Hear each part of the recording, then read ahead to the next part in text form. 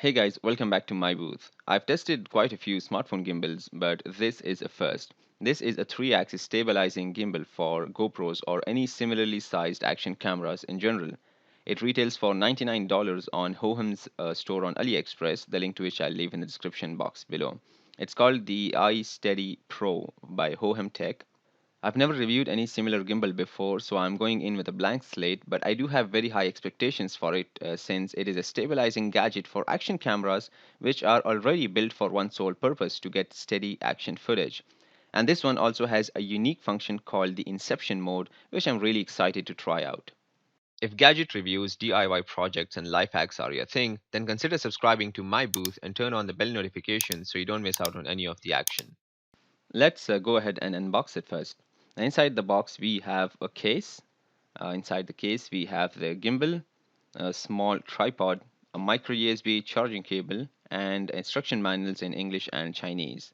If you've seen my review of the Hohem smartphone stabilizer, the iSteady Mobile, you'll notice that the handle and the control panel is exactly the same.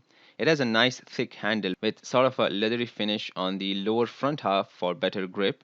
There's a tripod mount screw hole on the bottom and one on the left side of the handle, which you can also use for an external microphone or any other accessories, if your camera supports it, of course. Below that, we have a micro USB port for charging the device and another USB port to charge your phone from the gimbal. That's right, it has a 4000 milliamp hour battery, which can double as a power bank. On the right side, we have the battery status indicator LEDs. The control panel is very comprehensive, and I'll come to all the functions in a moment. The camera holder is a universal type which can fit pretty much any action camera out there. Now, usually people test this with GoPros and all, which have decent electronic image stabilization as well. However, I'm gonna try it with my Econ H9, which is a cheap action camera I bought online for $45, and that was like 2 years ago. And if it can impress me with this, then, well, I don't need a GoPro then, do I? The holder has a soft padding on all the contact points so it won't scratch or damage your camera. To mount it, you simply need to loosen these screws or even remove them if required. One good thing is they don't fall out of the bracket. The threadings hold on to the bracket. Place in your camera and after aligning it perfectly, tighten the screws again.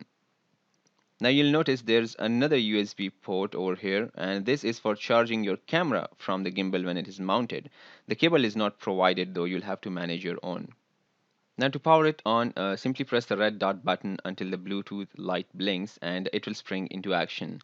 The gimbal does not connect to the camera via Bluetooth, so you might ask why is the Bluetooth light there? I'll come to that in a moment. The functions are pretty easy to operate. With a joystick, you can move around the camera as you already know. One neat feature is that it can pan 640 degrees, which is not very common. Other than that, it can tilt 320 degrees and the roll motor is limited to less than 180 degrees. Every time you switch on the gimbal, it is always on pan follow mode as indicated by the mode LED blinking continuously. Now in this mode, the camera will follow you when you pan around by turning the handle, but it will not tilt up and down or roll sideways. When you press the mode button twice, the LED starts blinking twice and it goes into pan tilt follow where only the roll motor is locked and the camera will follow you when you pan around and tilt up and down.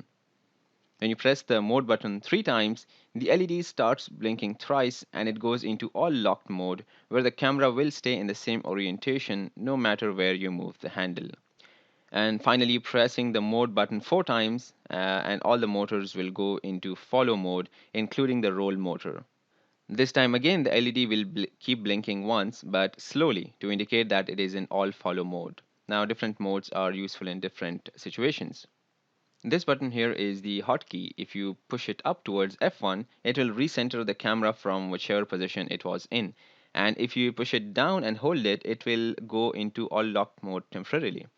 So for example, you are in pan tilt follow mode and for a few seconds you need the all locked mode. You can simply hold this down and once you're done recording, you can release it and it will continue in the pan tilt follow mode. To take videos or pictures, you still have to use the button on the camera or if you have a remote for your camera. I tried running with the camera free-handed and this is the result. Now usually you will just strap it to your head, but I wanted to get a fair comparison so I just held it in my hand. And to be honest, the result footage is enough to give anyone a headache.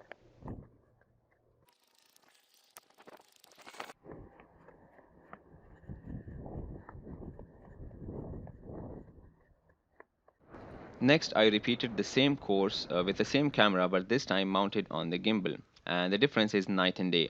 The stabilization is fantastic. It pans nice and smooth when I turn. There are no sudden jerks or shakes. Now, you might notice little bumps in the video when I take a stride, but the important thing here is to see how the motors are acting quickly in different directions to stabilize every movement and keep the camera in the same angle and not let it drift or tilt up and down, even to a small degree. And I'm pretty sure with most of the action cameras on the market as of today, the electronic image stabilization will get rid of the bumps as well. For now, I'm done with stairs, and this is all the parkour my lifestyle can support.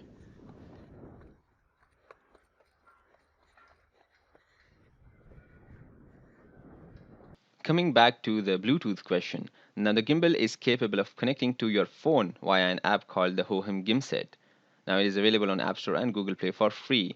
Once connected, you can completely control the gimbal from your phone. It shows the battery status. There's a virtual joystick which you can use to move the camera around. You can recenter it. You can also reverse the joystick controls, by the way, from the settings in the app if you want, if you're more comfortable with that. And you can also switch between the four modes directly from here. You can see whichever mode I press from here, the LED blinks on the gimbal according to that. Additionally, there is a motion time lapse option over here. And this basically you put your camera into time lapse video mode. Then with the gimbal joystick, move the camera to the starting position and mark it on the app by taking a snap. Then move it to the ending position and mark it again. Then press next and select the duration of the video you want to record it for. Once done, you can just press begin and it will move to the starting position and drift to its ending position while recording the time-lapse video in the selected time. Of course, don't forget to stop recording on the camera once it reaches the end position. And yes, you can select more than two waypoints. Here is one I made with it.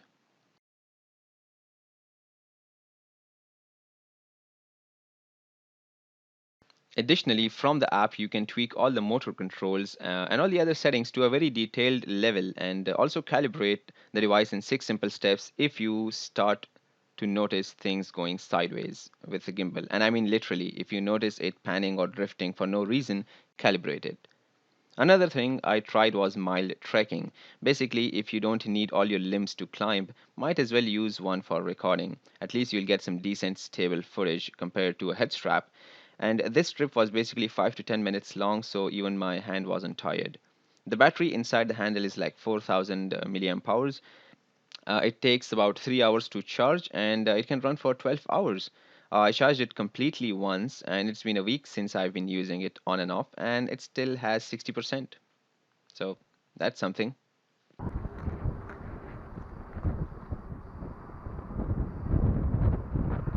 Now I know you don't always just hold the camera and record POV with a gimbal, so I tried recording my friend who was cruising on his electric skateboard, and I'm very satisfied with the result. You can see the footage is super smooth, even though I'm practically running alongside him. And if you don't believe me, ask my shadow, it was there too. Coming to the insane Inception mode. Now this feature is added in their latest firmware update, so make sure you do that via the app if you want to access it. It's version 1.008, I think. For this, you need to go into all follow mode by pressing the mode button 4 times, and then simply hold the gimbal in a horizontal position, align the camera so it is leveled and facing front, and then push the joystick to whichever side you want to turn. It will rotate 360 degrees and create this amazing footage which will get your head spinning. Now you'll get the best of this effect if you do it in like a hallway or an alley or if you have a subject in the frame. Oh, by the way, the guy on the skateboard you keep seeing in the video is a close friend and a fellow YouTuber. He made his electric skateboard from scratch for less than $200. You can check out the complete tutorial on his channel, The Fungineers. And by the way, in his skateboard video, I am the cameraman. You can mount the camera on either side of the arm. This makes both sides of the camera available in case you want to access the memory card slot or charge the camera while it is mounted. And as you know, usually the slots are always on one of the sides. Well, I think that's quite some vigorous testing I put the gimbal through, and I have to say it has really made itself proud. The build quality is solid, it's portable, lightweight like 600 grams, compatible with virtually all action cameras, fantastic stabilization, comprehensive yet easy to use control panel, unique features like the Inception Mode, amazing battery life, doubles as a power bank for your camera and phone, no glitches, drifting, malfunctions so far. This is officially an addition to my video recording gear. I'll leave a link in the description box below in case you want to check it out. That's it for now, guys. If you enjoyed this video, please hit that like button below, and while you're there, don't forget to subscribe to my booth for more gadget reviews, life hacks, and facts. You can also follow me on Instagram, Facebook, Twitter, and Instructables. All of the links are in the description box below. Click on the thumbnails to watch my other videos or check out my YouTube channel for more. And as always, thanks for watching.